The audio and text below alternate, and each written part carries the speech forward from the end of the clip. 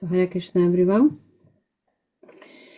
Om Namo Bhagavate Vasudevaya. Om Namo Bhagavate Vasudevaya.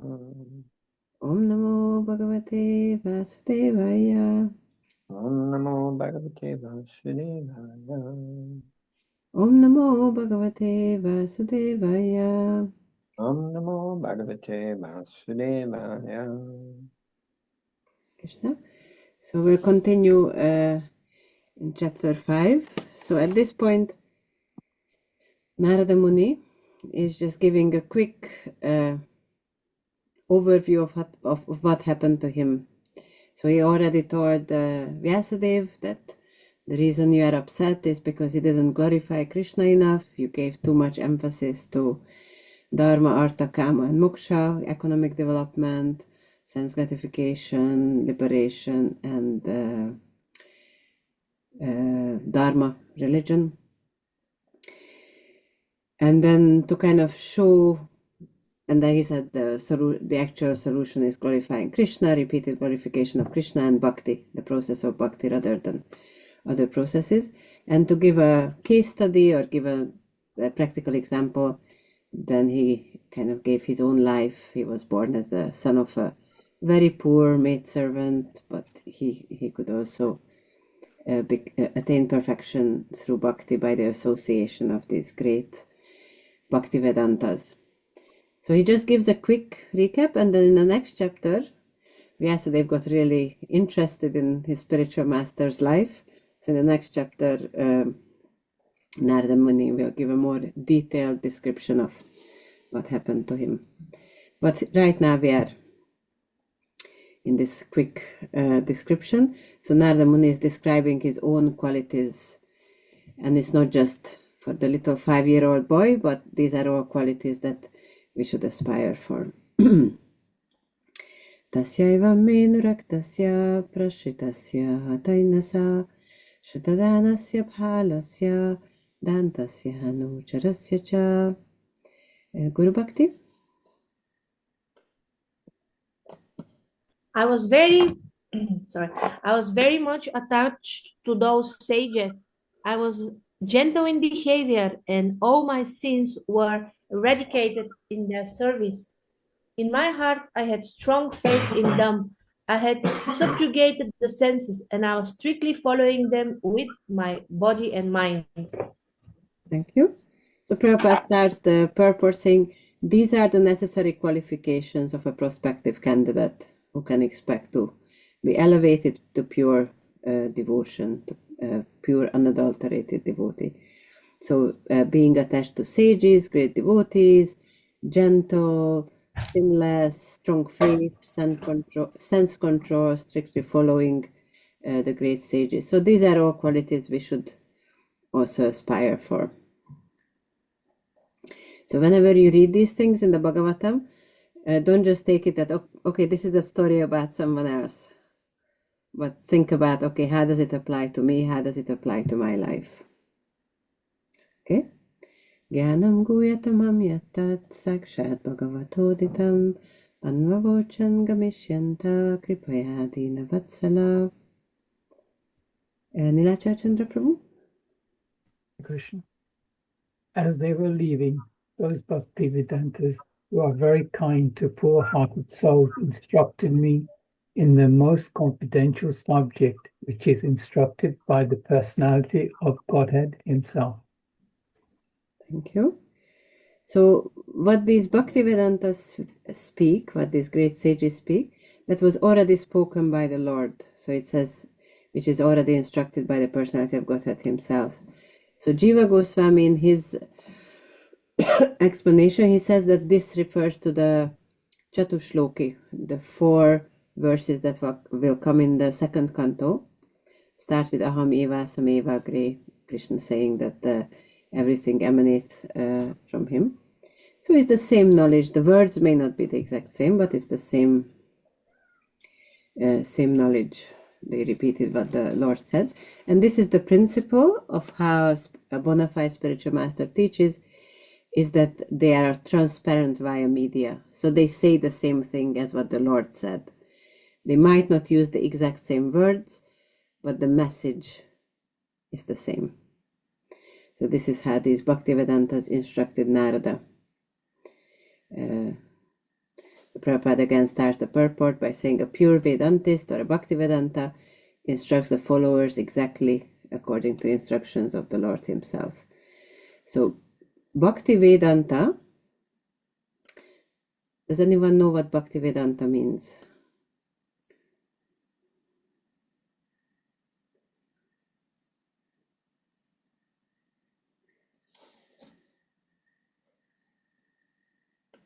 Where everything comes from.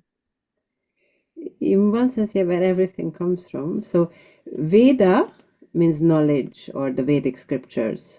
Let's say it can mean different things on different levels, but Veda means the Vedic scriptures.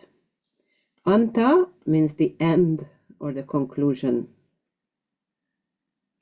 So Vedanta or Vedanta is the conclusion of the Vedas.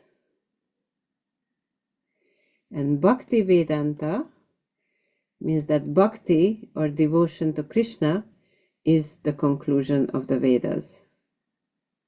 Okay, so it's quite important since Srila Prabhupada is called Bhaktivedanta Swami, but he also calls these great devotees Bhaktivedantas because they understand the conclusion of the Vedas, that is bhakti. And this is also what Narada Muni is teaching to Vyasadeva, that you should emphasize more strongly that the conclusion of the Vedas is bhakti, and don't get caught up in all the kind of intermediate steps.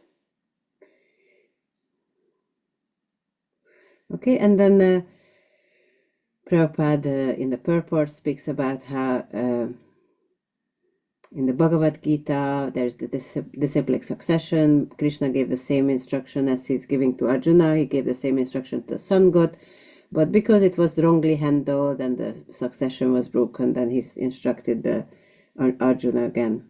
So when the transparency is lost, when the spiritual master doesn't give the exact instruction as Krishna is giving, then this kind of disciplic succession is broken, the transparency is broken. So again, I want to emphasize that it's not that they have to say the exact same words. Prabhupada didn't use the exact same words as Bhaktisiddhanta Saraswati Thakur.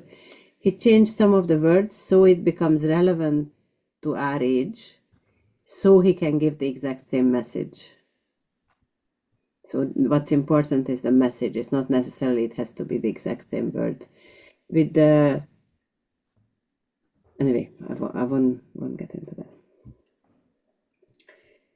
Okay.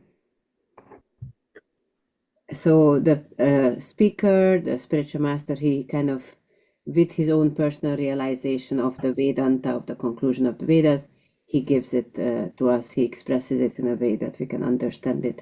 And that's why in one of the previous purports, Prabhupada said that personal realization is more important than parrot-like chanting or parrot-like repetition.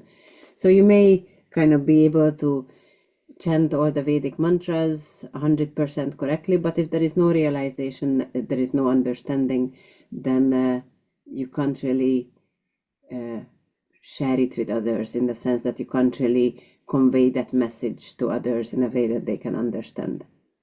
For sacrifices, these Vedic sacrifices, it's very important that the exact same words are used with the exact correct pronunciation. So that's a slightly different thing, but for when teaching Srimad Bhagavatam or giving the message of the Bhagavatam, then is the message that should be the same. The words don't have to be the exact same. And then Prabhupada, at the end of the purport, he speaks about these different levels of knowledge. He says most confidential knowledge is devotional service or bhakti. He says jnanam, knowledge, means ordinary knowledge or any branch of knowledge. And this knowledge develops up to knowledge of impersonal Brahman.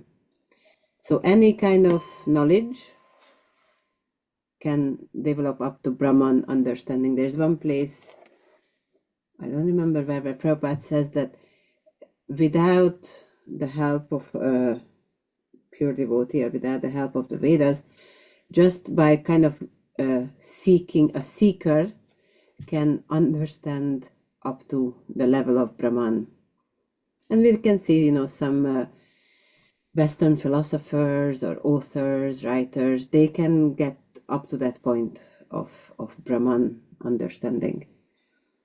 But to kind of move forward above this, when it's partially mixed with devotion, such knowledge develops knowledge of Paramatma, or the Super Soul. It's a personal understanding Krishna in the heart. This is more confidential. And the most confidential is bhakti, when it's just pure devotion. And this is the knowledge that Krishna gave to Brahma, Arjuna, Uddhava. This is the knowledge that Narada is giving to Vyasadeva.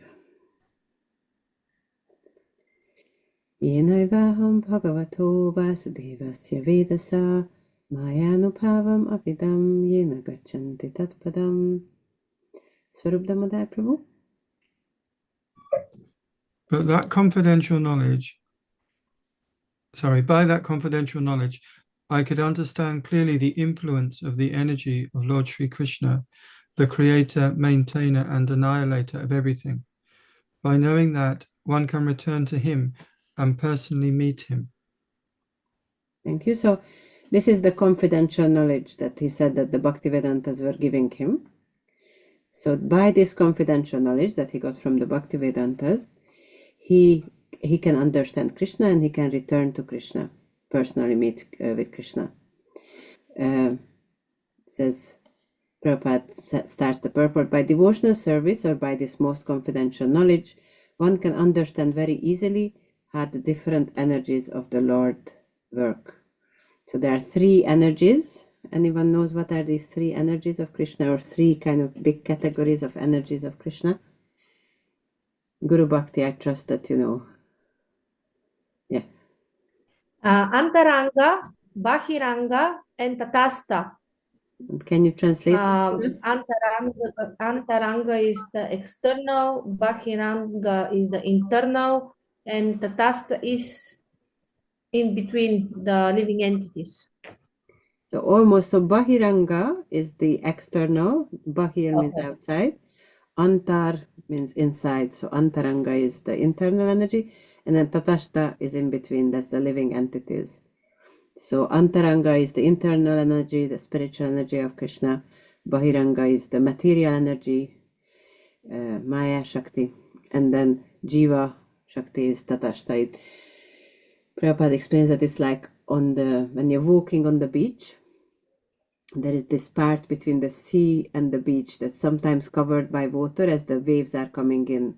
So it's not quite part of the beach, it's not quite part of the sea, it's in between. Because sometimes it's covered by the sea and sometimes it's not covered by the sea.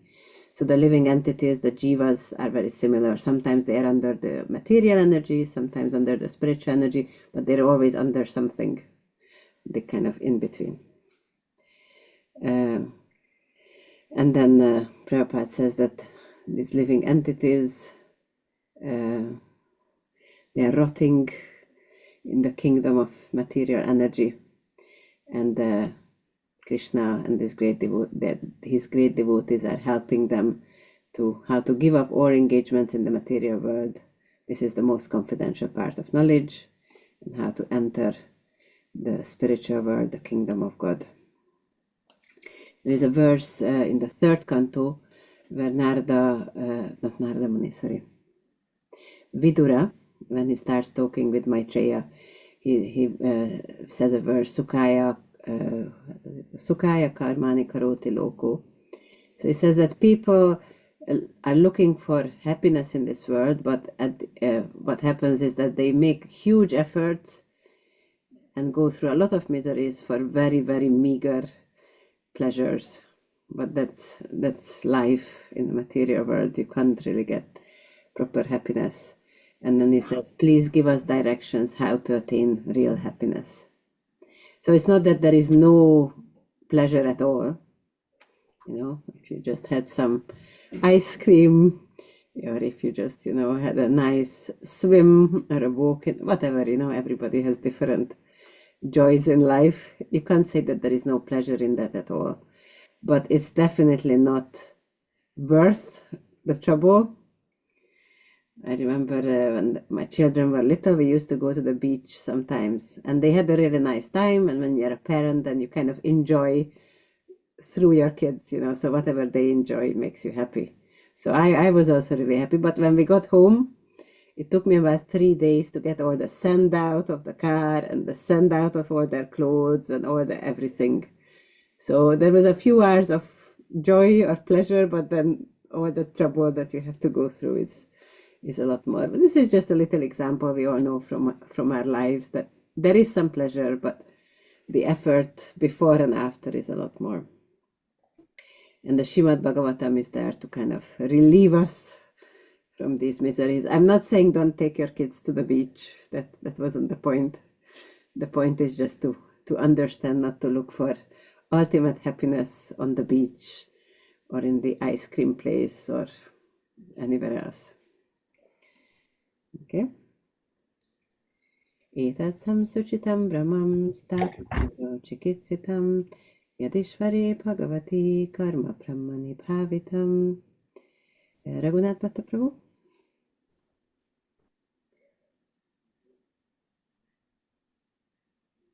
O Brahmana Vyasadev, it is decided by the learned that the best remedial measure for removing all troubles and miseries is to dedicate one's activities to the service of the Supreme Lord, Personality of Godhead, Shri Krishna. Thank you. So,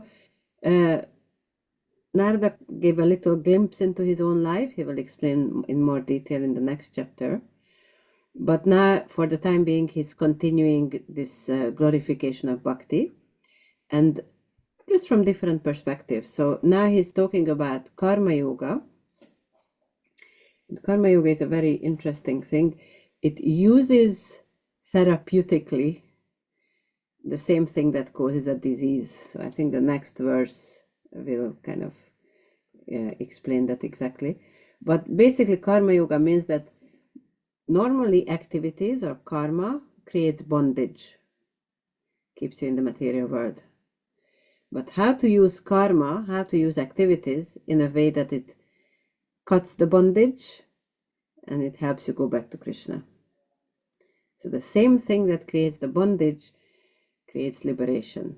So we have battlefield of Kurukshetra, Arjuna and Duryodhana, they're both fighting, shooting arrows, whatever else they're doing the exact same thing.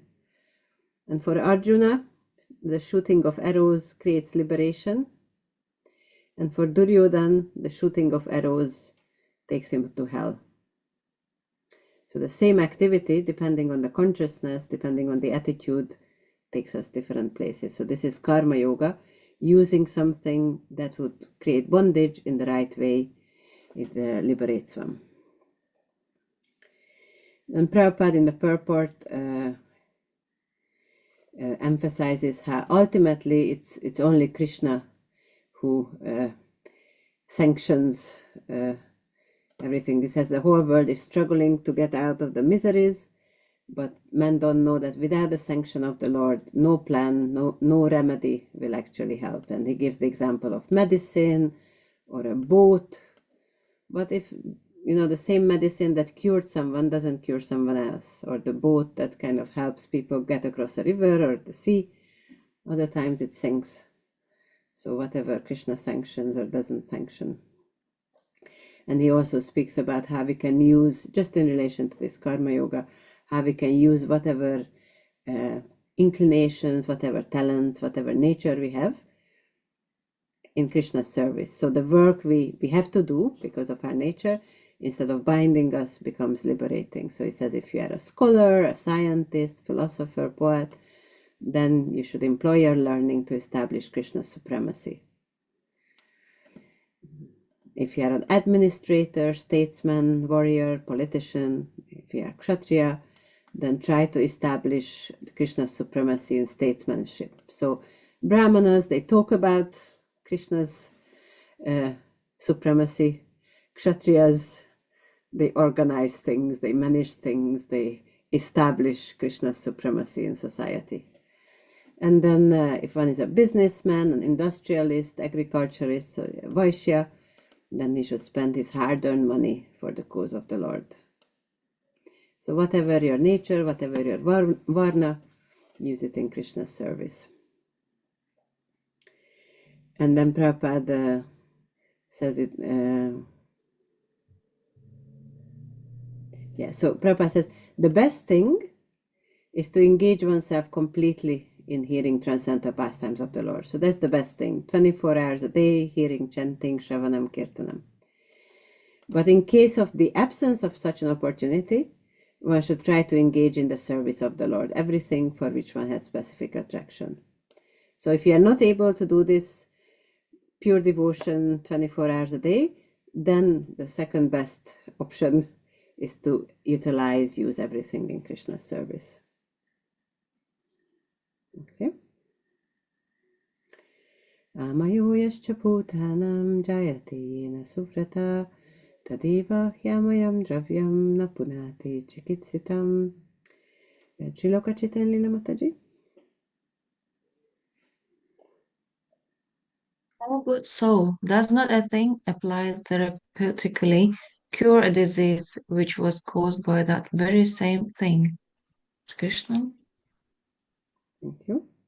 So this is the practical example. Prabhupada uses like the example of milk.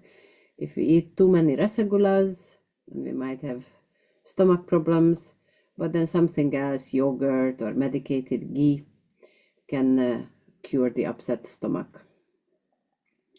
So in the same way, at work or activity, in a certain way, if we use it in a certain way, it creates bondage, it creates a disease. But if the same thing is used in a therapeutic way, then it creates liberation. And Prabhupada gives the example of iron is made red hot by being held in the fire. So iron normally can't make fire, but if it's put in the fire, then it becomes so hot that then it starts acting like fire. So in the same way, the material conception of a thing is at once changed as soon as it's put in the service of the Lord. So normally, flowers don't help one come closer to Krishna. But if the flowers are used in Krishna's service, nice garlands or decorating the altar, then just by seeing those flowers, one becomes more attracted to Krishna. So because it's used in the service of the Lord, then the material conception is changed. You probably remember this example that was given in one of the earlier chapters about the electrician who can use electricity both for heating and cooling. So it's not that electricity by its nature hot or cold, but whatever it's used for.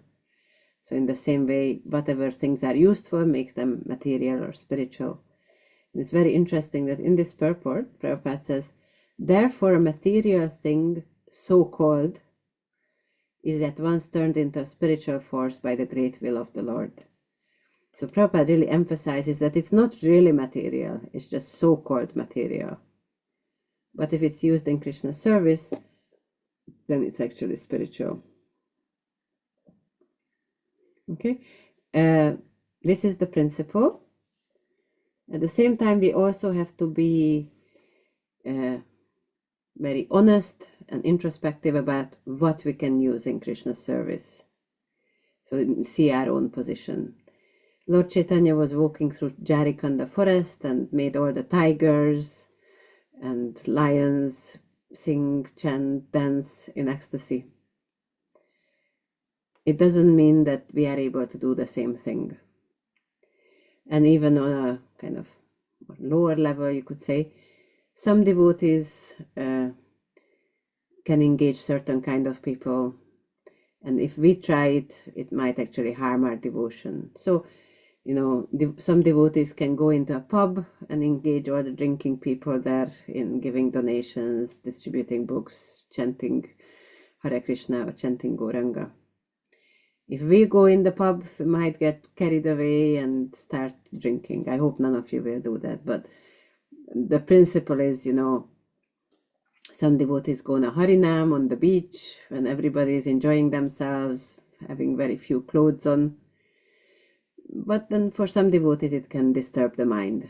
So we need to be careful and think about, okay, what are the things that I can actually engage in Krishna's service, and what are the things that will more likely to engage me in Maya's service.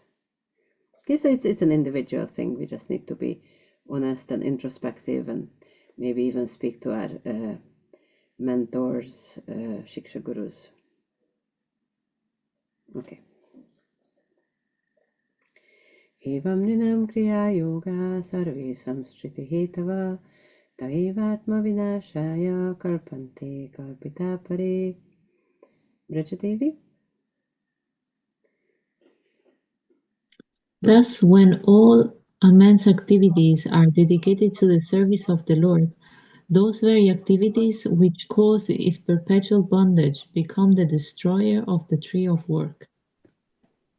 Thank you. So the same theme, this is the theme of this section, that you can engage in all sorts of activities, but by dedicating them to Krishna's service, then it becomes spiritual. It satisfies the Lord, it becomes liberating to you. So the same thing that caused the disease, if used in a proper way, cures the disease. Narada is speaking maybe 2, 3, 4, 5 verses about this.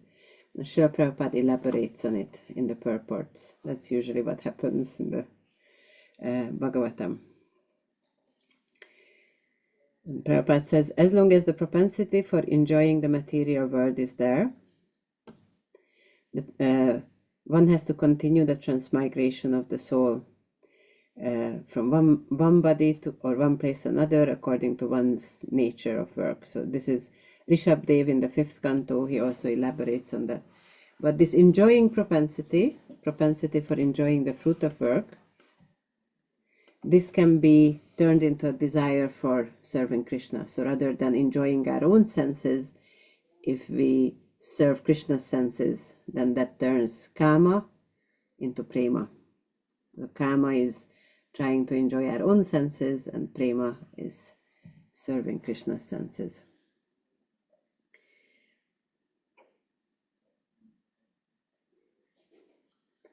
Okay, and then in the next, this whole paragraph here, Prabhupada more or less summarizes the 2nd chapter, how we learned about seek the association of pure devotees, and then render service.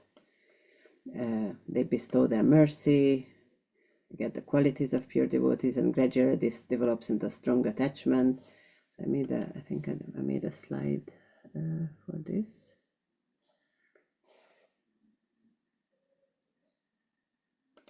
Yeah, so this is sorry, this is actually, no, I'm sorry, this is not the right slide. Okay, anyway, you can read through this 2nd paragraph, and you can see all the different stages of devotional service if you read carefully. Okay, and at the end, always when you're reading Prabhupada's purports, it's very interesting to see what he starts with, also what he ends with. You can get a lot from it. So Prabhupada here says, such is the gradual development by association of pure devotees. So the key to all this progress in devotional service is the association of pure devotees. Yadatra kriyate karma bhagavat paritoshanam jnanam yattadadinam hi bhakti yoga samanvitam. Charanarenu?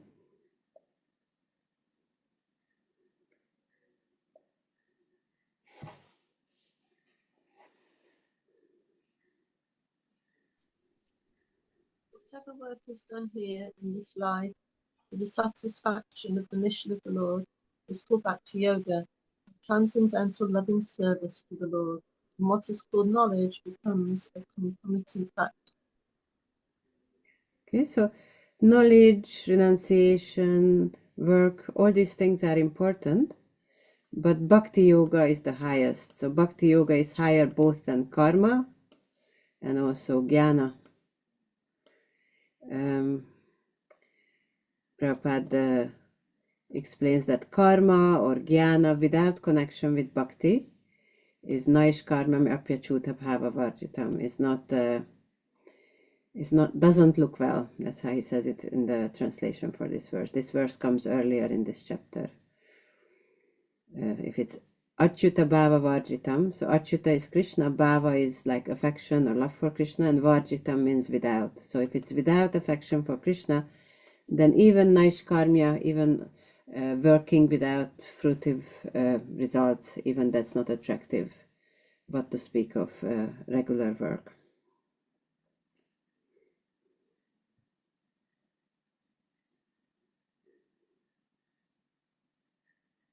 Okay. Next one. Kurvana yatra karmani bhagavachikshaya sakrit grinanti gunanamani Krishnasya smaranti cha. Raghunath Bhatta Prabhu.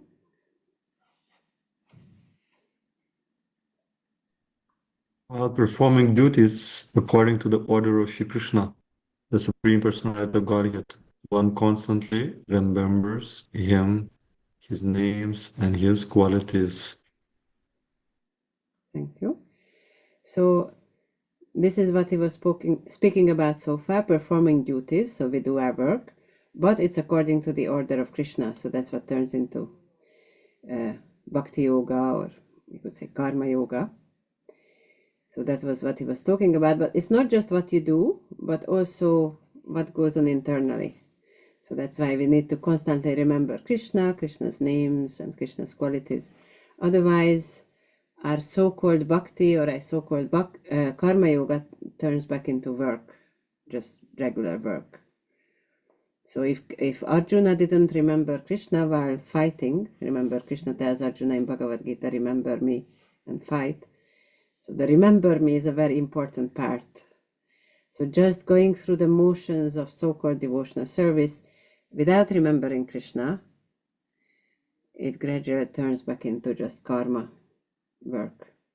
Of course, it's good, if it's somewhere near Krishna, but the thing that makes devotional service devotional is our internal attitude. So that's why it's important to remember Krishna, his names and his qualities.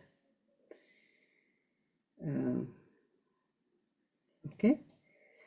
And then Prabhupada says, again, starts the purpose. An expert devotee of the Lord can mold his life in such a way that by performing all kinds of duties, either for this life or next life, he can constantly remember the Lord's name, fame, qualities. And then Prabhupada says, even if you do kind of other kinds of worship, demigod worship, Brahma, Indra, Saraswati, Ganesh, then even then in all circumstances, the representation of Vishnu must be there, Yageshwar, or the controlling power of such sacrifices. So Vedas do recommend demigod worship in certain places, but as a transitory stage. So the goal of demigod worship should be to ultimately understand that Krishna is above all the demigods, and it's best to worship him rather than getting caught up in the worship of the demigods. And then Prabhupada also says that there is no need to give up one's duties, one's occupation, but give up the wrong mentality, give up the enjoying mentality, and then dedicate our activities to Krishna. Okay, any points or questions so far?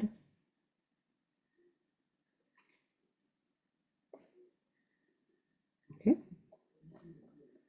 Om Namo Bhagavate Tobhyam Vasudevaya Dhimahi Pradyumnaya Niruddhaya Namah Sankarshanaya Cha. Swarup Damodar Prabhu.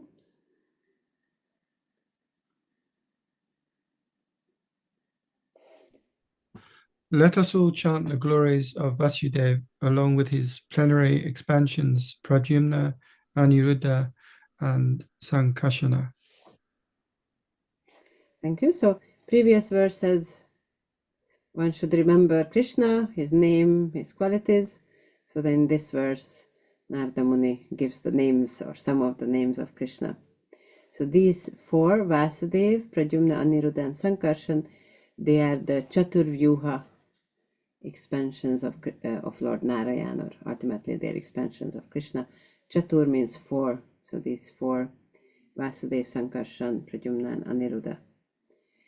And then, remembering Krishna is easiest done by chanting his names, whether these four or the Hare Krishna mantra or whatever. And then Vishwanath Chakravarti Thakur, he says that Narada wants to teach his personal mantra received from his gurus.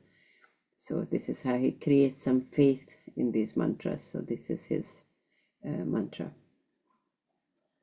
Prabhupada in the purport explains how these four personalities are situated. Vasudeva and Sankarshan are in the middle.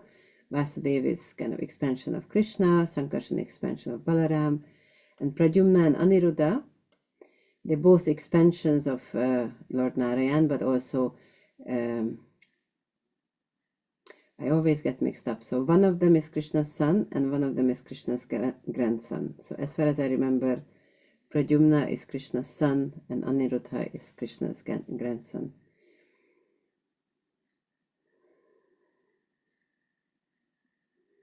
Okay? Okay. Iti murtyabhidhanena mantramurtimamurtikam yajate yagya purusham sasamyag darshana puman. Bhaktivinoda Prabhu? Thus, he is the actual seer who worships in the form of transcendental sound representation. The Supreme Personality of Godhead, Vishnu, has no material form. So one needs to worship the Supreme Lord in the form of this transcendental sound vibration. So this mantra murtim, according to Vishwanath Chakravarti Thakur, it can mean either that the mantra that represents the murti, the deity that you're worshipping, or you can say that the mantra is the murti itself. So just like we do deity worship, we worship the mantra as the form of Krishna. But one way or the other, it doesn't. He says, Prabhupada says, the form representation of the transcendental sound. And then this sound vibration emanating from the lips of pure devotees, it will revive our constitutional position. I always had this question, how when we listen to a class that's recorded, or when we listen to a class in person, what's the difference? Because, we are getting the same message. So if you are sitting in a class when, let's say, Radhanath Maharaj is speaking, or when you listen to a recording of Radhanath Maharaj's class, what's the difference? Of course, we would try to be there in person for the class, but why if you're getting the same message? And then I was listening to a class where a devotee was explaining that in the fourth canto, there is this verse that says that because pure devotees have Krishna in their heart, and when they speak, then the saffron particles from Krishna's lotus feet come out through their mouth when they speak about Krishna, and then the audience also becomes purified by that and elevated and uplifted. So as much as possible, if we have the opportunity to get the personal association of great devotees and hear from them, then we also benefit from the saffron particles coming from Krishna's lotus feet.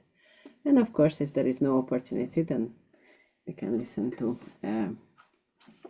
recorded classes. So this is the sound vibration that Narada Muni is talking about, and this is that comes from the pure devotees, great devotees.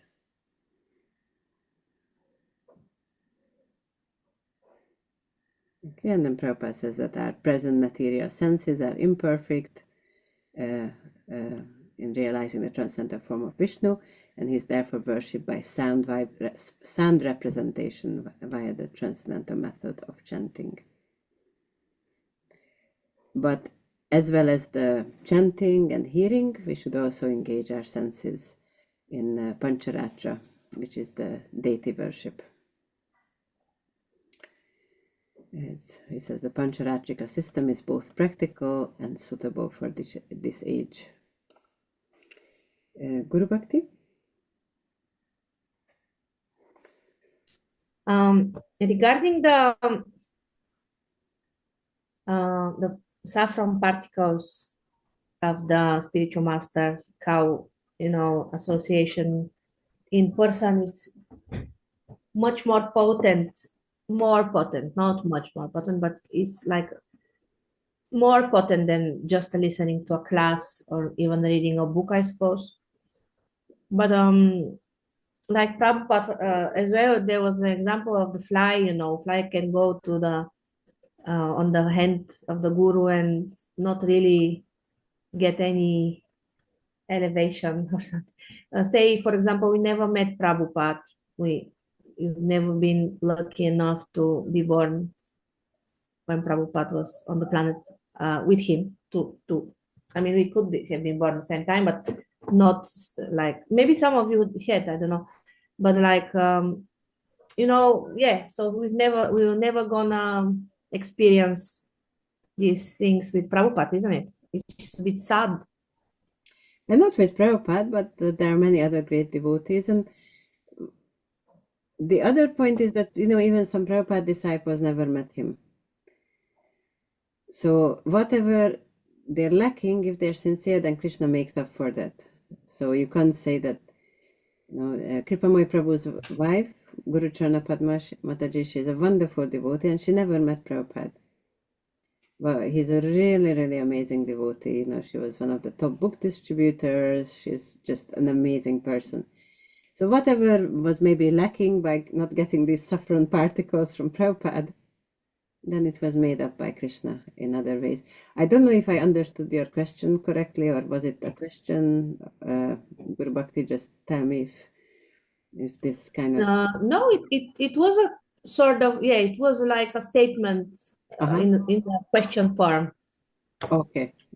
So sorry for kind of interrupting. No, the answer is, you understood me correctly and answered correctly. Thank you. Okay. Bhaktivinoda Prabhu?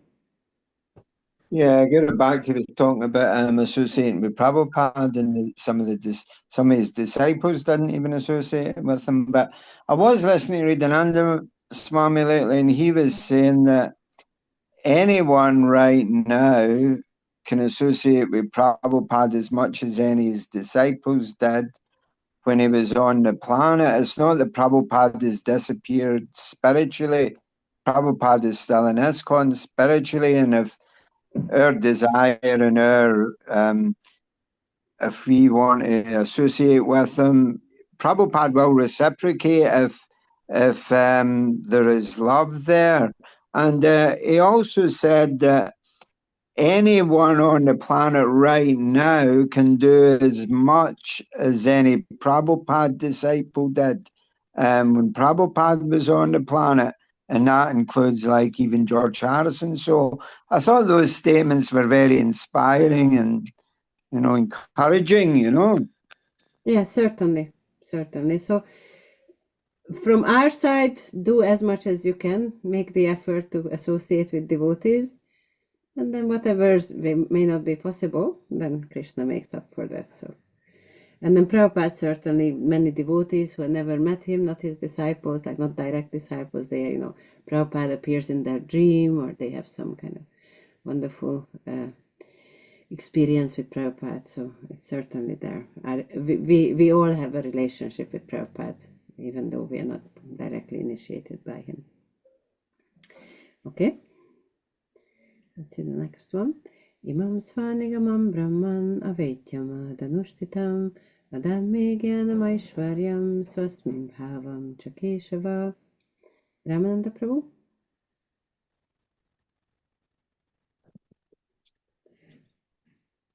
O Brahman, thus by the Supreme Lord Krishna, I was endowed first with the transcendental knowledge of the Lord as inculcated in the confidential parts of the Vedas, then with the spiritual opulences, and then with his intimate loving service. So this is again a progression.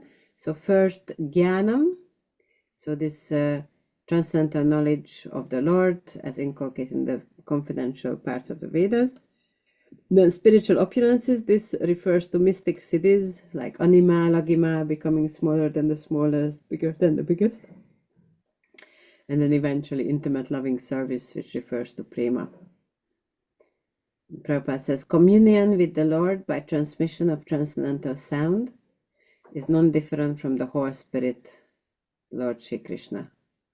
So when we chant, when we hear, then we can actually meet Krishna. We can actually be with Krishna.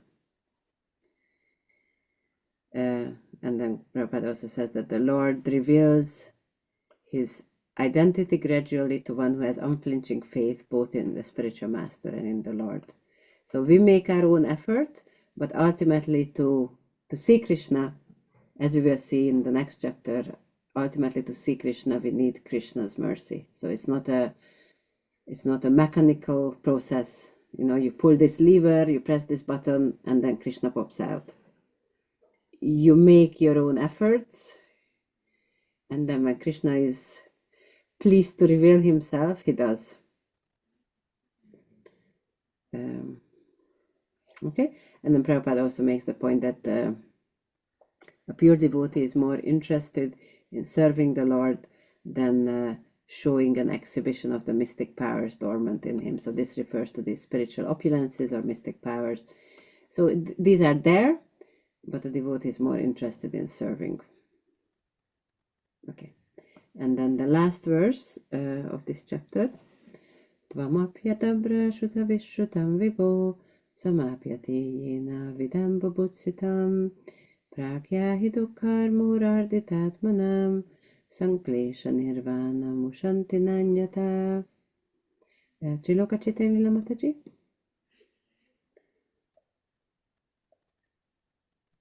Please, therefore, describe the Almighty Lord's activities which you have learned by your vast knowledge of the Vedas, for that will satisfy the hankerings of great Lord man and at the same time mitigate the miseries of the masses of common people who are always suffering from material pangs.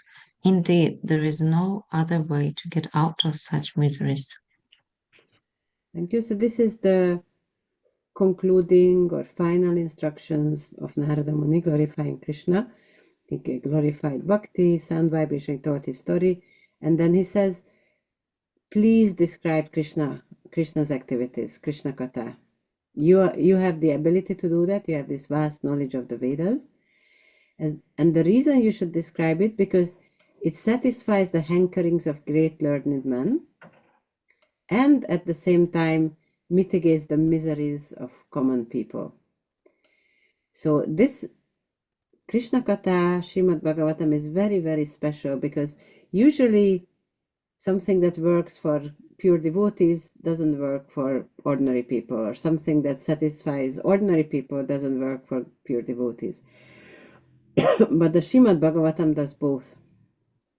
So it satisfies the hankerings of great learned men, of great devotees, and also it kind of solves the problems of the most basic, solves the most basic material problems of common people. So the hankerings of great learned men can only be satisfied by hearing about something spiritual, something beyond this world, hearing about Krishna, the sweetness, pastimes, qualities, names of Krishna. At the same time, the only thing that will actually solve the problems of common people is also Krishna Katha, pastimes of Krishna.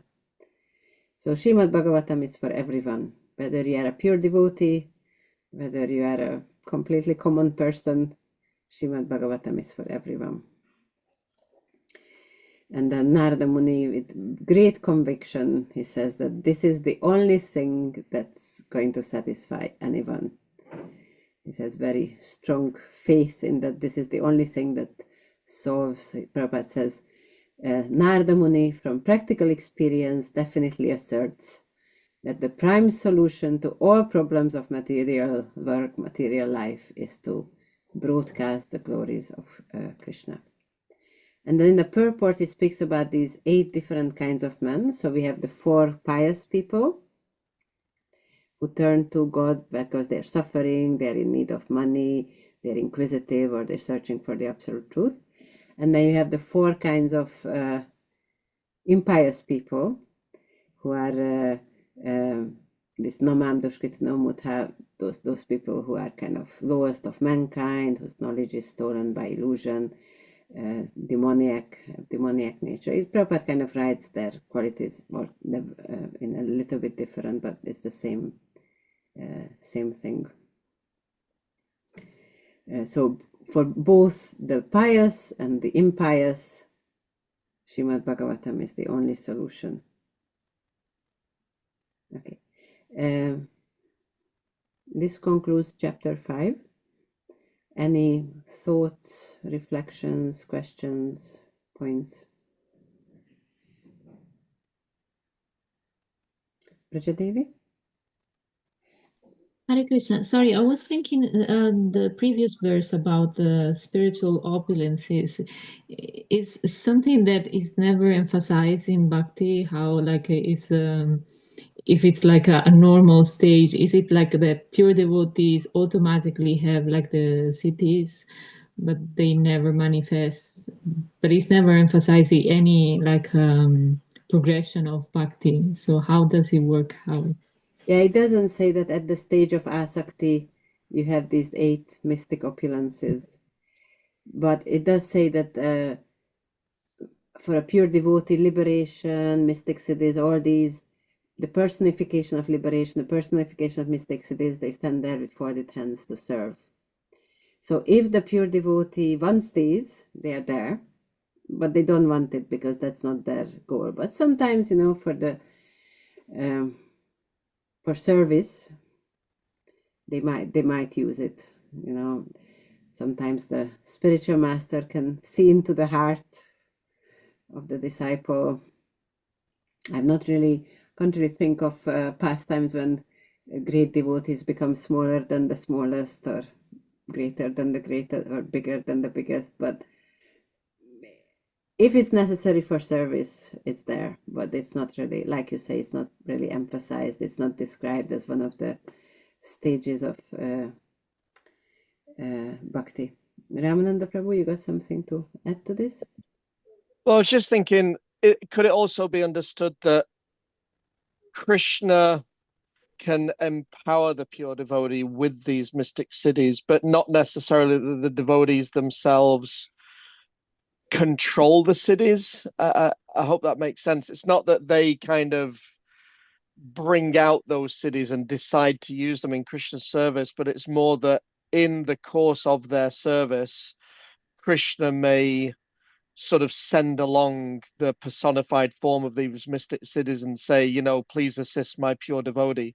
So you can see in the case of Srila Prabhupada that, Krishna empowered him to do incredible things, but from his perspective, he always maintained this mood of just being the humble servant of his spiritual master and just doing the best he could to spread the movement. And then Krishna, when it was needed and when it was useful, when it was helpful to manifest those cities, Krishna would sort of bring them forth within the devotee. I don't know if that makes sense, but that's sort of one way of looking at it or understanding it. Yeah, I have to say that sometimes I'm no great devotee, but some experiences I had, I'm just thinking, I'm standing on the street in the rain, and I'm stopping people and telling them to buy this book about spirituality. And why would they stop? Why would they give me money? They have no interest in spirituality, but somehow it still happens. And it's definitely not because of me, but somehow Krishna kind of, by his mystic power, he kind of manifests this mystic opulence or whatever. It's certainly nothing to do with me, but this is one of the mystic powers to kind of get people to do what you want them to do. Okay, so when it's necessary for the service, sometimes it happens, but it's very mystical why people would kind of have no interest or background in spirituality. Why would they buy a Bhagavad Gita when somebody stops them on the street? They open it, they don't understand 2 words in it. What is it all about? Somehow they still buy it. And then sometimes you see them, they're walking away with this Bhagavad Gita, and then you can see their faces like, what just happened there? Well, then they take the Bhagavad Gita at home, and then, you know, it starts working its magic. Thank you. Bhakti Prabhu? Yeah, you were just saying about the city is a bit smaller than the smallest. You didn't know any examples, but I'm just saying this. I don't know if it's got much to do with anything, but there was that story in India where the devotee was getting locked up. They kept locking this devotee up, and he was getting out the keyhole. If you remember, I think it was, I don't know if it was Vamsi Das, it was some devotee, and he was sitting chanting in the toilet or something, and or he was going about with no clothes or something, and they locked him up. But he kept getting out. He kept getting out the police station because he was getting out the keyhole. So he had that mystic city of smaller than the smallest. Okay. I remember that story. I don't know if anybody else knows the story, but I remember that story. The police kept locking this person up, and the person kept getting out the keyhole, and they couldn't figure out how he was getting out. So anyway, that's I don't know if it's got much to do with anything, but anyway. Thank you. Okay. Okay. So let's continue with chapter 6.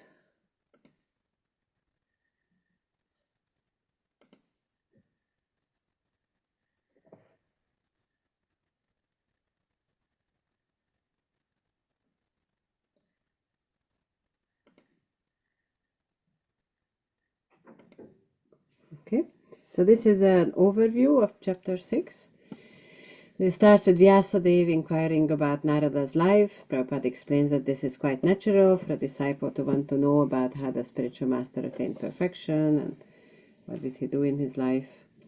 Then Narada Muni explains about his life, you know, we'll see bit by bit how eventually he experiences the Lord in meditation, but then immediately he loses that form. And then what instructions Krishna gives to Narada and how Narada follows it, and how Narada attains full perfection. And he concludes his instructions and departs. So the little glimpse that Narada gave into his life in chapter 5, in chapter 6 he will explain in great detail, and there's lots and lots of different lessons for us from it. Okay.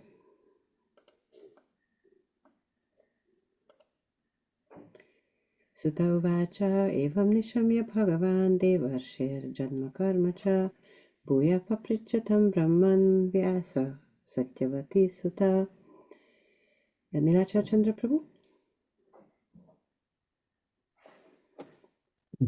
We just said, "O Brahmanas, thus hearing all about Sri Narada's birth activities, Vyasadeva, the incarnation of God, and the son of Saraswati, inquired as follows."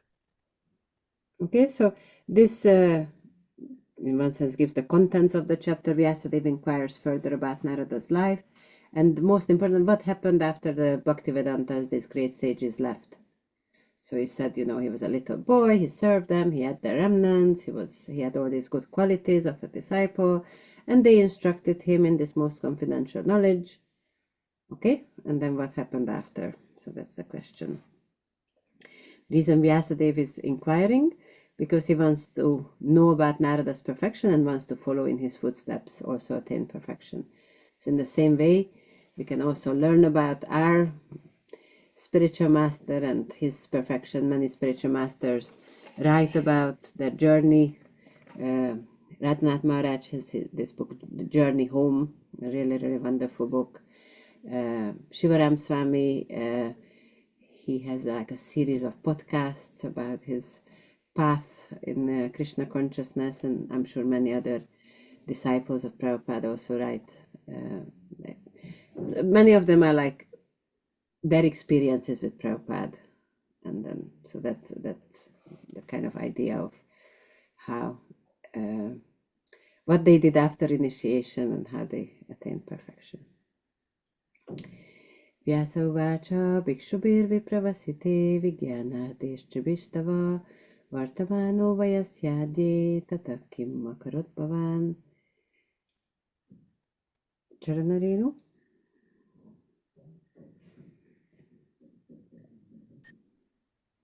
Sri Vyasadeva said, "What did you, Narada, do after the departure of the great sages who had instructed you in scientific transcendental knowledge before the beginning of your present birth?" Thank you. So this is a very instructive verse. Prabhupada highlights this theme that the disciple wants to know about the spiritual master, the spiritual master's life, how he perfected devotional service, how he practiced spiritual life, what he did after hearing from his gurus, because he wants to follow, disciple wants to follow the spiritual master. So Prabhupada says Vyasadeva himself was a disciple of Naradaji, and therefore it was natural to be anxious to hear what Narada did after initiation. He wanted to follow in Narada's footsteps in order to attain the same perfect stage of life. This desire to inquire from the spiritual master is an essential factor to the progressive path. This process is technically called Saddharma Pricha. So Prabhupada disciples, they also inquired from Prabhupada about his life. Prabhupada also inquired from Bhaktisiddhanta Saraswati about his life. So the spiritual master doesn't hide certain things from the disciple if he feels that the disciple can learn from it. It's very interesting when you read, for example, Indradyumna Maharaj has this diary of a traveling preacher, or now it's called, I think, diary of a traveling monk. And in almost every single entry, he kind of speaks about not just the wonderful preaching he does and all these things, but he also speaks about, how maybe he made this little mistake, or he kind of thought about something in the wrong way, and then how it was corrected. It's really, really wonderful. It kind of shows his humility. I'm really kind of attracted to this quality of Indradyumna Maharaj, that he doesn't present himself as somebody who is known everything all the time, but he kind of shows us how he's learning. Prabhupada also sometimes he mentioned that he wanted to marry a second time because he wasn't happy with his first wife, but his father said, no, don't do that. So Prabhupada was also kind of giving us examples from his life, how we can, things that we can learn from. So in the same way, in our own maybe preaching to others or mentoring devotees, looking after devotees, we don't have to present that we are completely perfect, because that makes it inaccessible, unattainable for other kind of young devotees. If you were always perfect from the minute you walked through the door and you got to know the devotees. Okay, so we need to use judgment, don't kind of speak about all your struggles to everybody.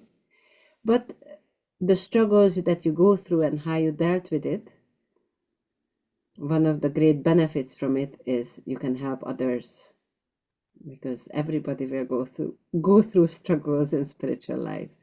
So if you can give that support, that experience, and also just reassure them that it happens to everyone. It's normal in the sense that it's part of spiritual progress that we go through the stage of anartha nivritti. We're not always nishta, we're not always steady, but how to kind of overcome these difficulties. Okay. Swayam bhuva kaya vritya vartitam te param vaya katam chedam udasrakshi kale prapte kalevaram. Ramananda Prabhu.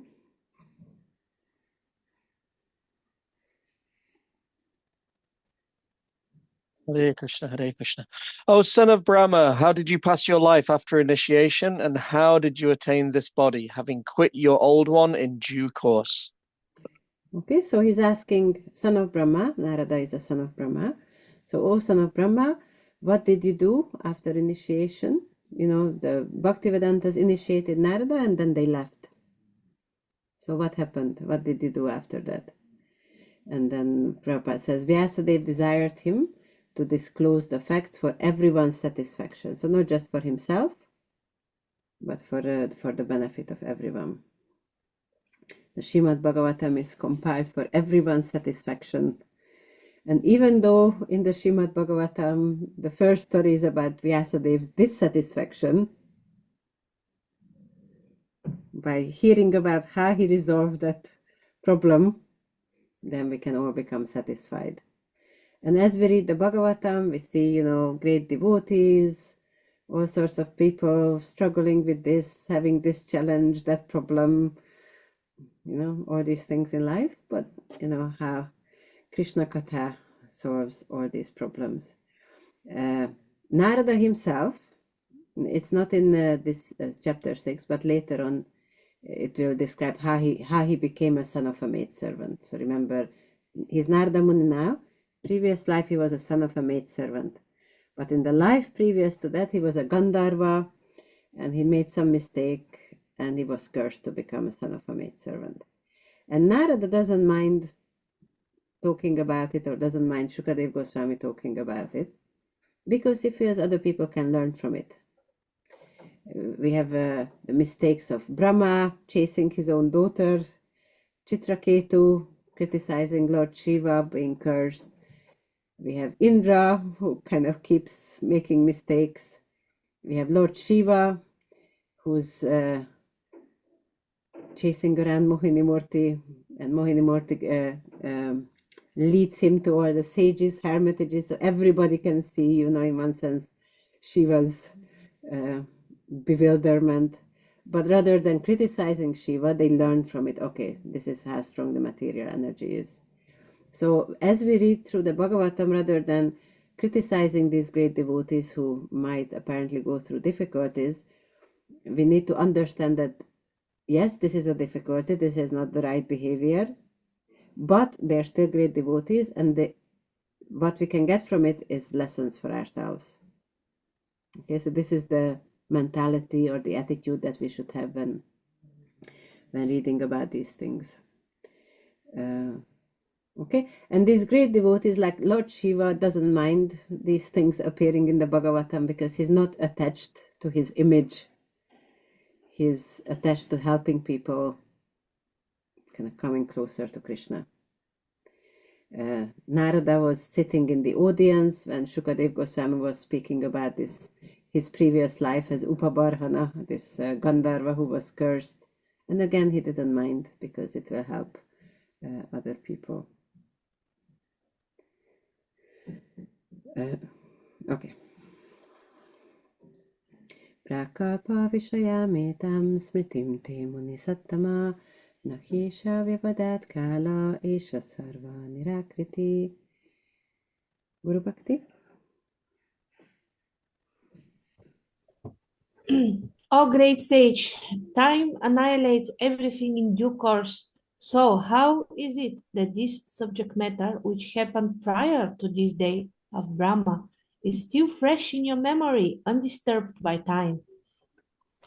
Okay, so do you remember what did you do yesterday at 3:30? So some of you may remember, some of you may not remember. What did you do on the 3rd of November at 3:30? Some of you, probably fewer of you will remember. What did you do 10 years ago at 3:30? Okay, so even a few days or a few months ago, we don't remember. So what to speak of in a previous day of Brahma? Remember, I don't remember how. Brahma's life is 311 trillion years. I don't remember how many years is Brahma's day, but that's also a lot of millions of years. So Vyasadeva is saying, how do you remember what happened in a previous day of Brahma?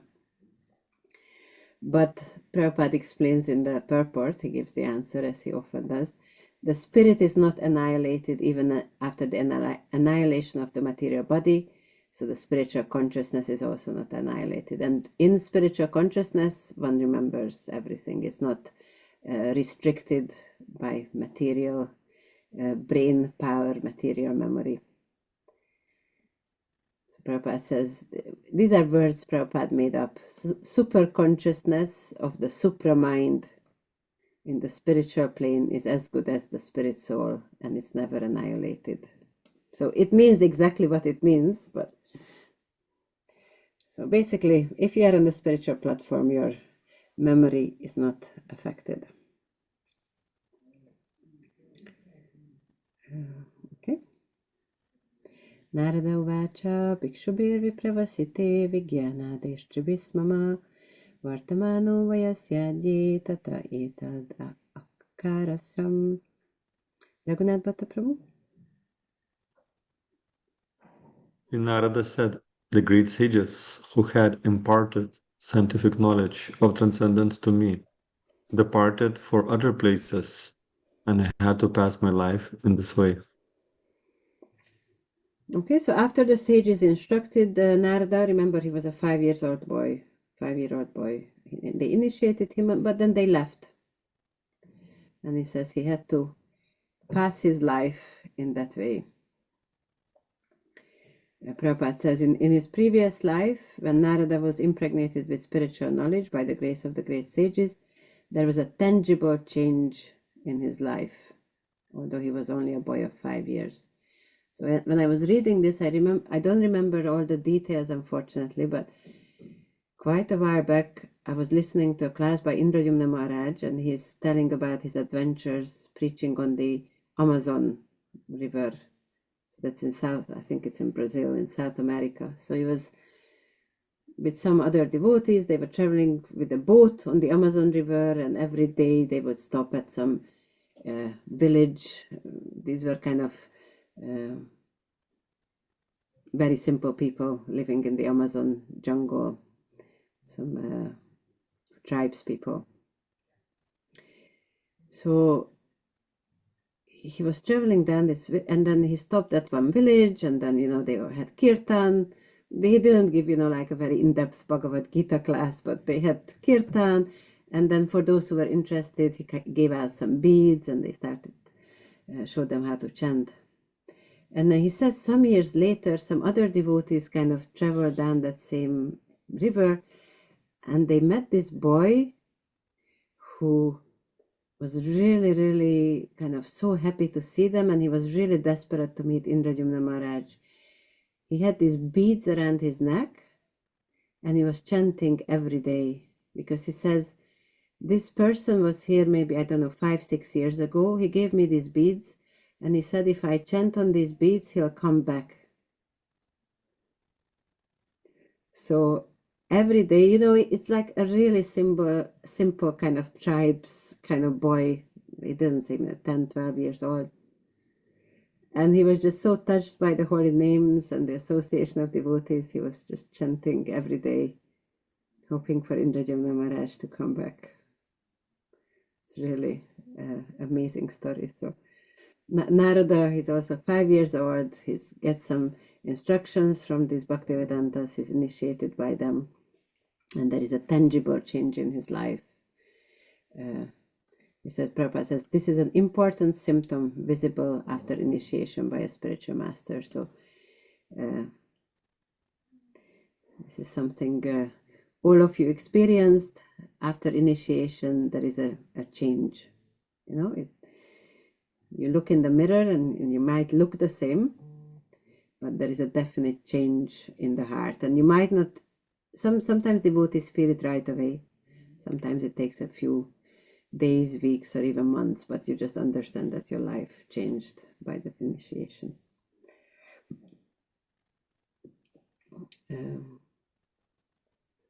Okay. And as all this section of the Bhagavatam, even previous chapters, but this chapter also is the glorification of the association of devotees. How much change the association of devotees can make in someone's life. So as we are reading it and see, that this is a huge, huge, huge thing, and we can also see in our own lives. We can see it in the lives of other devotees as well. Ekatmajame janani yoshinmutha chakinkari mayatmaje nyanyagato chakresnehanu bandhanam. Nilachar Chandra Prabhu?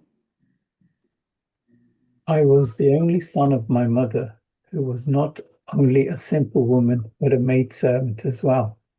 Since I was her only offspring, she had no other alternative for protection. She bound me with the ties of affection. So these 3 verses, Narada describes his life. It's very, very, we could say, graphically describes his life. Try to imagine it. So he has a very simple mother. The mother doesn't have a husband. It's just him and his mom. The mom is a very simple lady. She's a maidservant. And she has no one else, just this little boy, and the little boy has no one else, just the mother. So Narada is completely dependent on the mother, or the mother's care, guidance, affection, and the mother is also completely dependent on Narada. So it becomes a very, very close bond, very, very tight bond of affection, dependence. They're completely dependent on each other. The verse says sneha nubandhanam. So sneha means affection or love, and bandhanam, we know this word means bondage. So it's a bondage of affection. It's very, very strong. Sasvatan chana karpasid yogakshemam mamechati ishasya hi vashe loko yoshadaru mahiyata. Braja Devi? She wanted to look after my maintenance properly, but because she was not independent, she was not able to do anything for me. The world is under the full control of the Supreme Lord. Therefore, everyone is like a wooden doll in the hands of a puppet master. Okay, so the mother really doesn't say her name, but she really loved this little Narada. She wanted to look after him properly, probably wanted to give him nice clothes and nice food and send him to a good school. But she was a very poor maidservant, so she wasn't able to do any of these things. Because she was not independent, she was not able to do anything for me. But not being able to do anything for me doesn't just mean that she couldn't send Narada to a good school, but it also, on a deeper level, shows that we make efforts to look after other people, to kind of mitigate their suffering or make sure they're okay. But ultimately, we can't do anything for other people. It's only Krishna. In one of the previous purports, we read how Prabhupada says medicine, it only works with the sanction of Krishna. The boat will only help us with the sanction of Krishna. Even in one of the later chapters, when Yudhishthir Maharaj is lamenting that, when Dhritarashtra, Gandhari, and Vidura leave, and Yudhishthir is lamenting, how will they survive without me looking after them? And then Narada comes and says, don't think that they're surviving because you're looking after them. Everyone survives because Krishna looks after them. Of course, it doesn't mean that, if we have family members or if we have a duty towards, our children or maybe older parents or husband, wife, that we shouldn't look after them. But at the same time, look after them with the consciousness that I'm an instrument, I'm doing my duty, but ultimately it's Krishna who looks after anyone. And this is also what Narada is saying, that the world is under the full control of the Supreme Lord. Everyone is like a wooden doll, so we dance the way Krishna wants us to dance. Okay. Aham chatat brahmakule ushivaham stadupekshaya digdesha kala yutpanno balaka panchahayana. Tilaka Chaitanya Lila Mataji. When I was a mere child of 5 years, I lived in a Brahmana school. I was dependent on my mother's affection and had no experience of different lands. Okay, so many of you have children. Probably Guru Bhakti's daughters are the closest in age to this right now. So Narada is just 5 years old. So if you kind of think about a 5-year-old child, what is that child like? So just kind of keep this in mind while we are reading this. And Narada says, I was dependent on my mother's affection, and he never traveled anywhere. He never went out. He had no experience of the different lands. This will be important. So Narada believed that my mom will never leave me. She loves me. She cares for me. He can't imagine a situation where his mom is absent from his life, or when, you know, he doesn't have this kind of caring mother. And it's the same from the mother side. They only have each other. And with this background, the following thing happens. Ekada nirgatam gehat duhantim nishigampati sarpoda satpada sprishta kripanam kala chodita. Oh, sorry. Sarpoda satpada sprishta kripanam kala chodita. Charanarenu?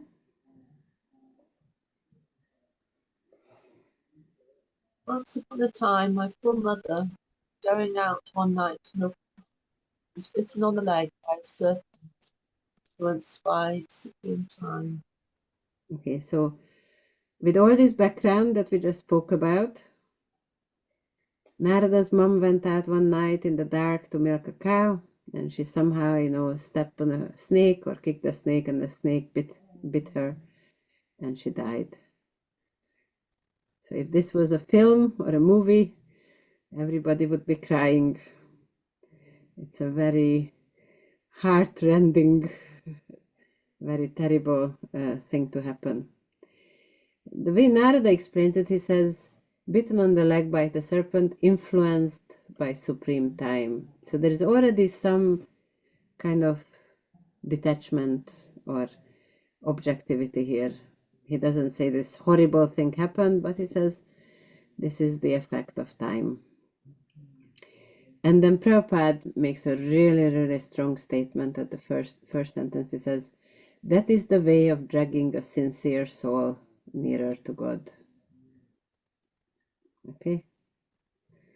So Prabhupada doesn't kind of say that this is what happens when you're attached, or this is what happens when you kick a snake, or Prabhupada also speaks from this higher perspective that even though this is something terrible, but if we see it from the right perspective, this is actually helping Narada coming closer to Krishna. So this is the vision of a pure devotee. He doesn't get absorbed in the material circumstances, in the different emotions, and who's going to care for little Narada now, but he sees the bigger picture. He sees things in a proper light. So this situation is terrible because a 5-year-old boy, no other shelter, materially completely helpless. But material helplessness can actually force us to take shelter of Krishna. If we have no material shelter, then we have no choice but take shelter of Krishna. So something that can look bad, materially speaking, can actually be helpful. This is not that we wish these things on people so they can take shelter of Krishna. It's more that if these kind of things happen in our life, when we suddenly feel that, you know, I don't know if this works in English. In Hungarian, there is a saying that the carpet's been pulled out of, or the rug is pulled out of from under you. Yeah, I think that works in English. So you suddenly feel that the rug's been pulled out of from under you. So that's a terrible thing, but at the same time, that can help you. Okay, so I have no other choice but to take shelter of Krishna. So we can see it as this is the way of dragging a sincere soul nearer to God. So whatever the rug was and whoever pulled out the rug, that doesn't really matter. What matters is that this is a way that we can come closer to Krishna. And rather than blaming Krishna, how could you let this happen? We should see it as Krishna's kindness, that he's bringing us closer to him. But of course, one needs to be in a certain kind of consciousness to be able to see it that way. Tada tadaham ishasya bhaktanam sham abhipsata Anugraham Vanyamana Pratishtam Disham Uttaram. Rajadevi? I took this as a special mercy of the Lord, who always desires benediction for his devotees, and so thinking, I started for the north. So you can see that Narada did have that consciousness. He's 5 years old, he's a really small boy, but he did have that consciousness because he had the association of these great devotees, because he was initiated by them. So that helped him see things in the proper light. So he understood that Krishna is the well-wisher, the Supreme Lord never desires anything bad for his devotees. So he took this horrible incident as the mercy of the Lord and immediately started for the north. Okay. So Vishwanath Chakravarti Thakur says that he didn't even perform the funeral rites of his mother. He just immediately left. And starting for the north, this is an expression of kind of going to kind of going on a spiritual journey. But remember, one of the previous verses said he had no experience of distant lands. He was never outside of that little place where they lived. He's never been anywhere, but he just kind of, okay, this is what happened, and he stood up and left. So this is real maturity, to accept reversals as the mercy of the Lord, and Narada had this maturity. Prabhupada says, confidential devotees of the Lord see in every step a benedictory direction of the Lord. What is considered to be an odd or difficult moment in the mundane sense is accepted as the special mercy of the Lord.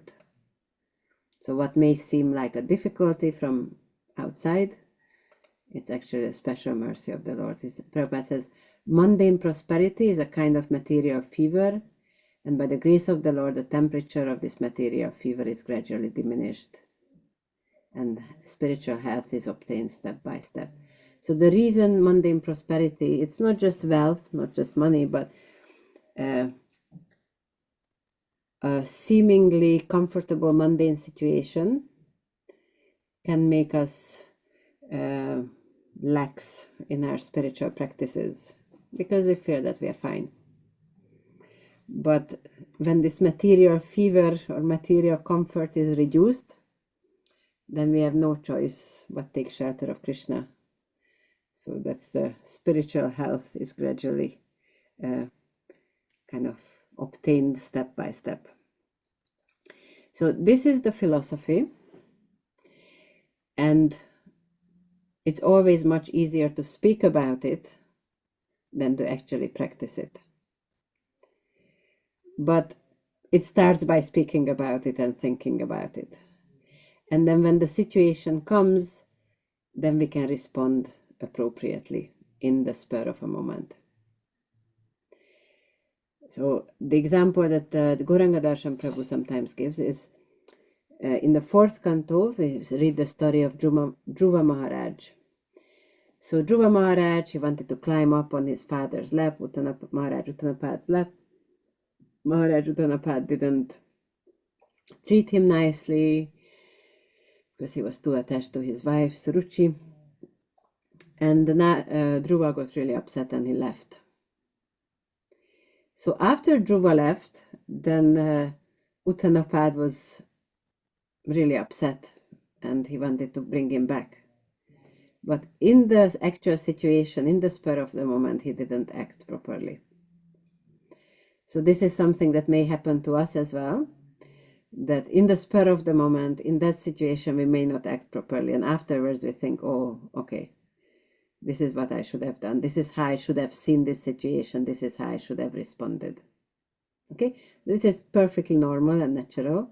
But the idea is that by reading about, speaking about, thinking about what's the right way to respond, then eventually, even when the thing actually happens, right away we can respond properly. And it's not just afterwards that we regret that we didn't act properly.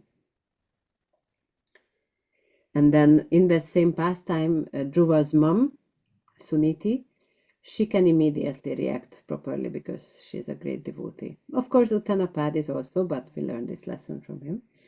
So when Suniti, Dhruva's mom, saw Dhruva cry, then she said, "My child, never desire any harm for others, even if they hurt you."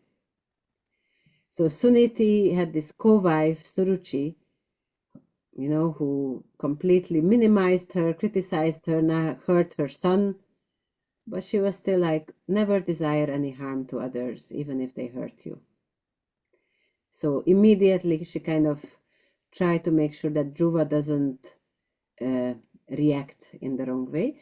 And then she said, go to the forest and worship Krishna, and then that will solve all your problems. I'm just one mother.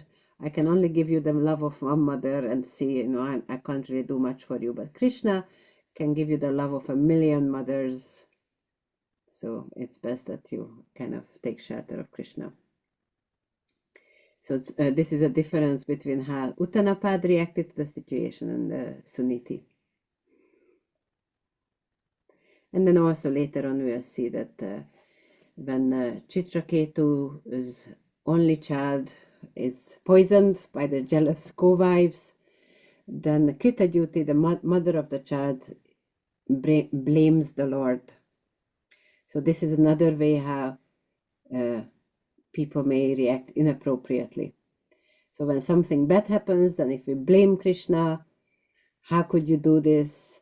Or if we think, does Krishna even care? He's allowed this thing to happen. Again, that's not the right way to think about things. Now, don't get depressed if, these kind of thoughts come up in your mind, because this is a lot of practice, a lot of contemplation, a lot of purification before we can, in the spur of the moment, we can immediately react in the right way, see things in the right way. But at the same time, we do need to speak about it so we can kind of start working towards this ideal consciousness. Okay.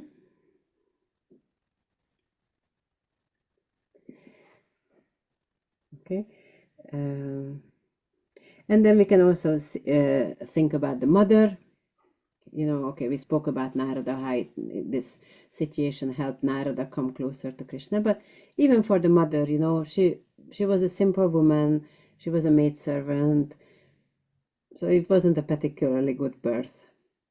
So certainly because she was serving the Bhaktivedanta, serving the great devotees, she herself had such a great devotee son, then in her next birth she will get a much better situation to serve Krishna.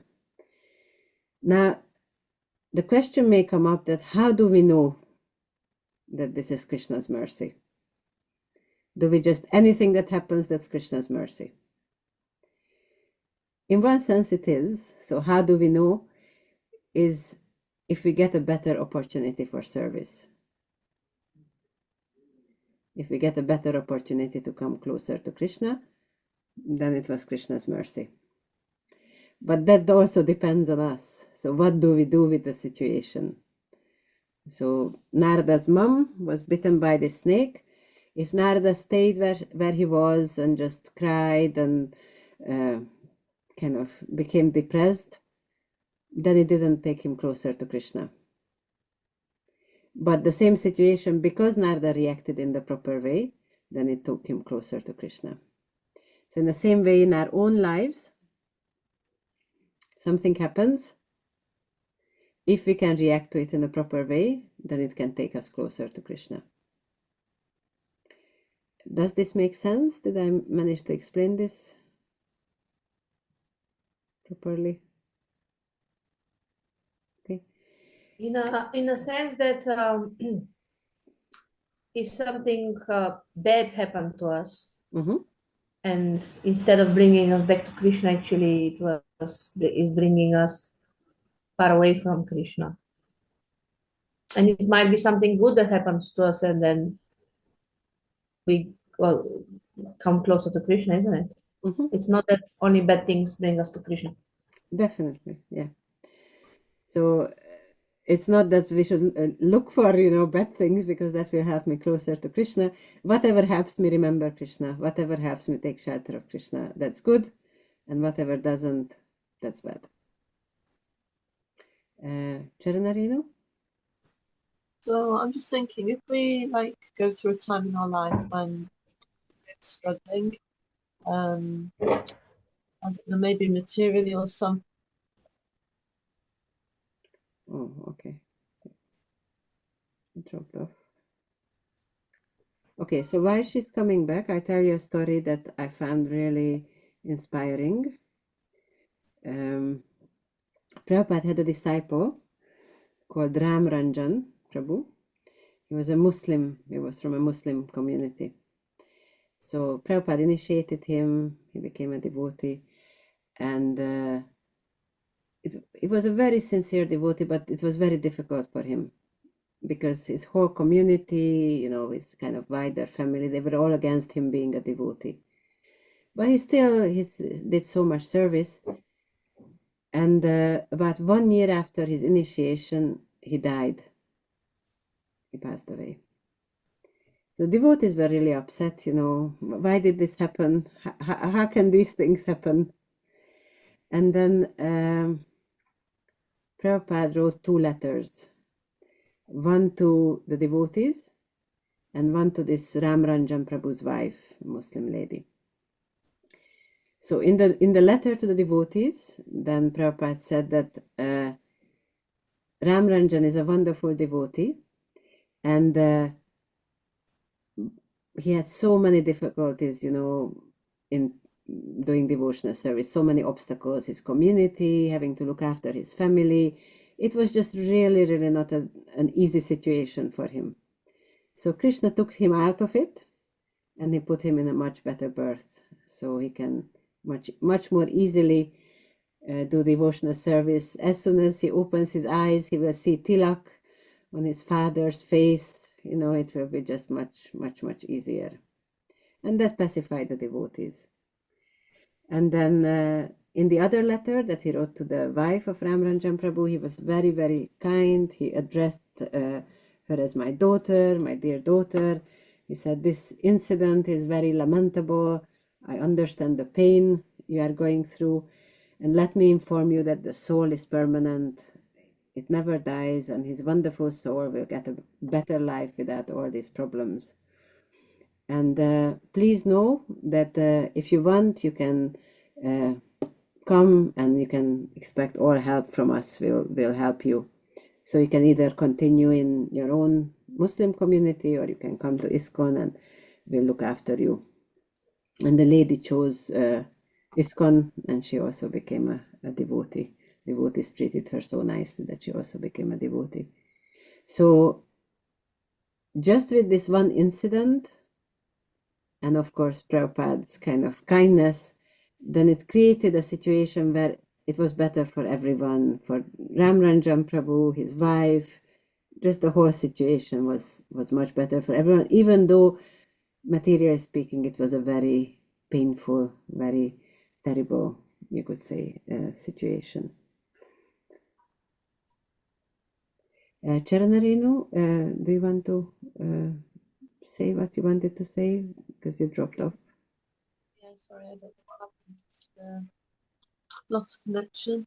So it's just if things are going really not very well, materially speaking, and that affects our sadness, not able to think as much or chant as attentively, start to feel a bit depressed, then is this like Krishna's do we take it as Krishna's arrangement that has put us in a situation that we're struggling with, and that we should be able to move forward in our spiritual life, but actually it seems to be is it our own fault that it's having an adverse effect? Or I don't know if this is making sense or not, but you're also breaking up, so I'm not sure if I understand your question correctly. Are you asking that if we are in a situation where we find it difficult to practice devotional service, chant attentively like that, should we see it as Krishna's arrangement, or should we see it as our own fault? Was that the question?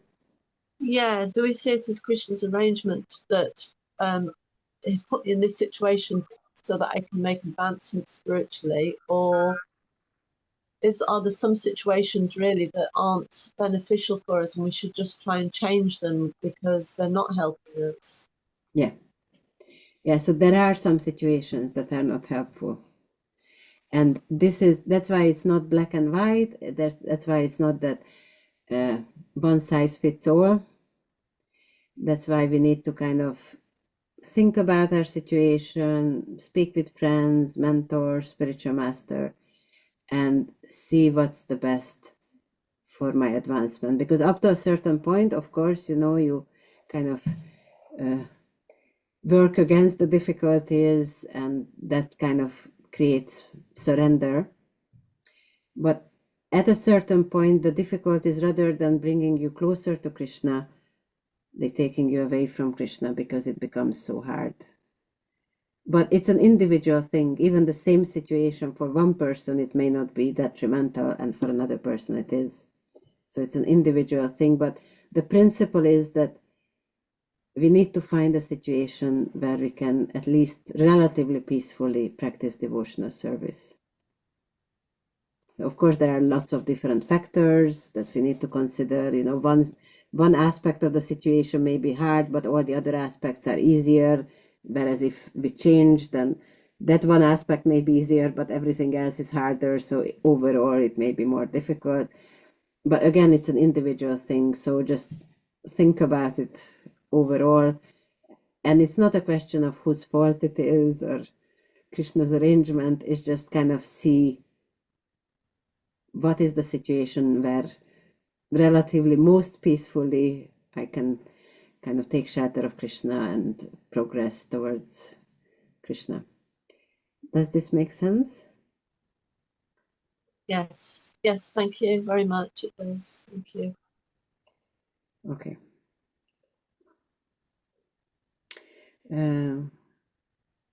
Okay, so just okay, I won't start another verse. Just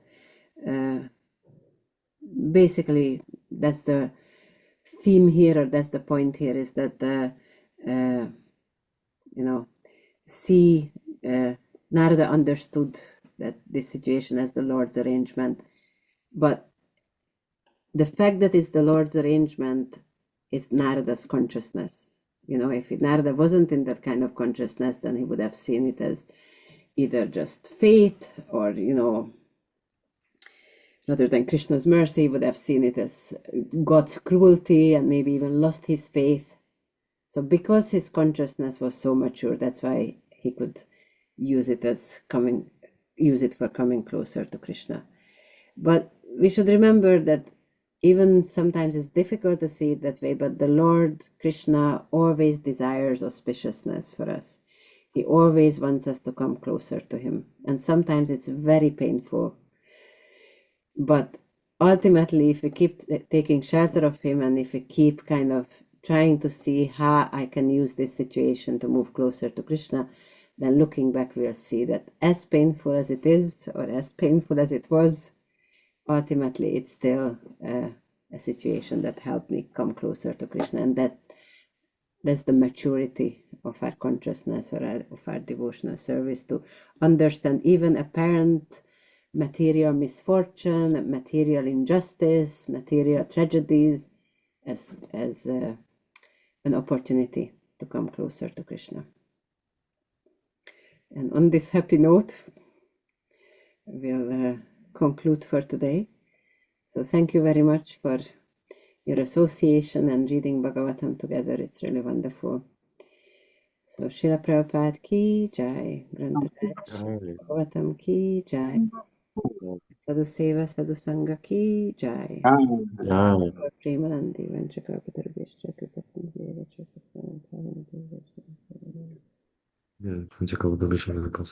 Hare Krishna. Hare Hare Krishna. Thank you so much. Yeah.